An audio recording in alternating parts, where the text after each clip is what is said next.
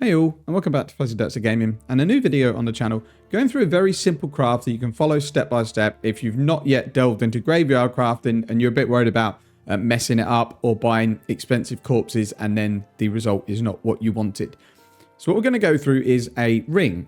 These are pretty easy to craft because the things you want on a ring, which is resistances and life, are already quite heavily weighted, so we don't need to push it up that much to get probably a 75% chance to craft an item with only 20 to 25 corpses.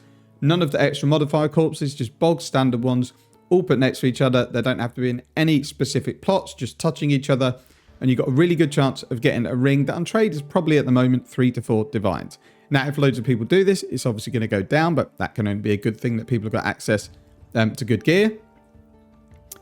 So what we've done here is look at the modifiers that we want to boost up. So we definitely want all of the resistances. This one is also fine, the all early res, and we want to get life up. The only issue with a ring is there are quite a few life mods. So we've got life on the suffixes that we don't want to hit. So you don't want to push life up too high. You want to get life higher by reducing other modifiers. So all I've done is put one 500% life corpse in the ground along with 8 500% resistances. They're the only chance modifiers that we need. You will need 1 to explicit so that you get 5 modifiers. And then you're going to need around 8 of the modifier tier rating. These are about 5C each. Then the only other thing we're doing is pushing other things down, which at the same time is going to push up the mods we want to see. So mana appears quite heavily on prefixes. So we're going to block that. Defenses appear quite a bit as well. So we're going to reduce that. And then physical appear quite a lot. And they're heavily weighted. So we're going to put 2 on there to bring that down by 600%.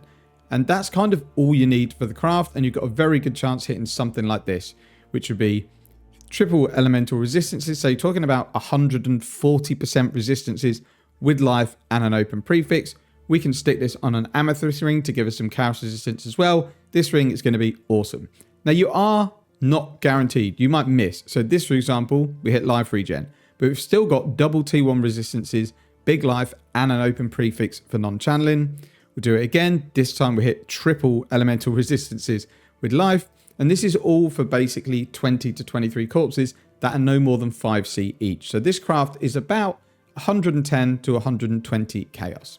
Now we're going to the graveyard and have a look how I've set it up. The numbers are a tiny bit different because I accidentally put in a corpse that adds to effects of adjacent corpses. So my resistances are actually only 3,500 that were boosted up by those corpses.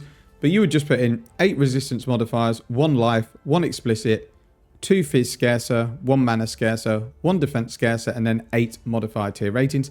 And that's it. We now match exactly the profile on Craft of Exile. And like I say, we may miss, but it's cost us 100 to 120C. And no matter what item we get out of the end of it, because we're putting it on an amethyst base, it should be worth decent money. So we are going to go and craft our item. Jewelry, ring, amethyst ring. It confirms there we're going to hit an item level 84 ring. It's going to have an open prefix. What you may want to do is have a look on Craft of Exile if you don't need non-channeling skills and see if there's maybe a orb that you can slam on it. So a Conqueror Exalt, for example. So if we just quickly bring up Craft of Exile and go to rings and look at prefixes. So you've got a chance on Elder of being fire damage against ignited enemies. You could go down to Redeemer. You can get cold per frenzy charge, cold against chilled enemies, projectile attack damage. So if you don't need non-channeling skills, just slamming an orb on it, I've got a chance to get something really good as well. So got it all set up exactly as per this, I hope. So we're going to go back in and we're going to craft the item. So again, just double check because even though this isn't a lot of corpses, they can take a little while to buy if you don't bulk buy them. So we've got our resistances up, life up 1, explicit, Fizz times 2 scarcer, mana, defense, and then 400 to modify tier rating. We're going to do an amethyst ring and we're going to go. I've muted the sound just so I don't have to play with this voice.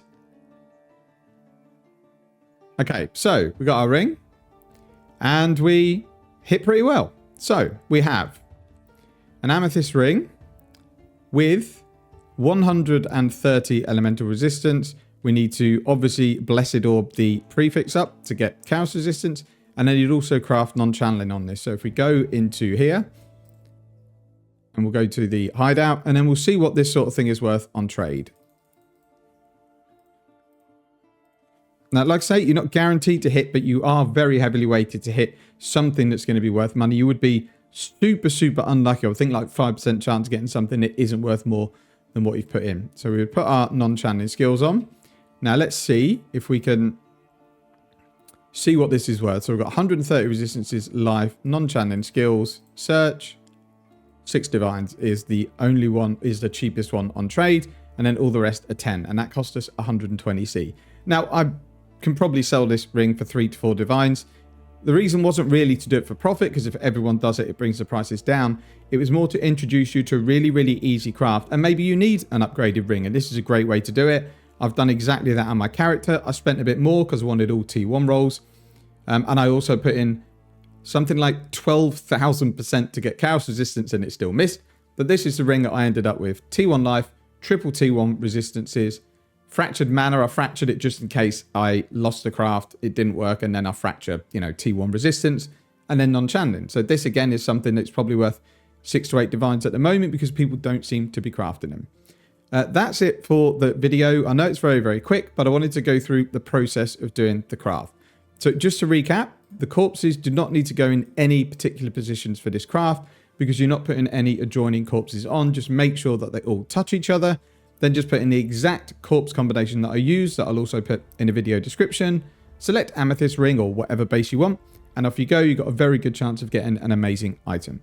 Thank you very much for watching. Take care and see you in the next one.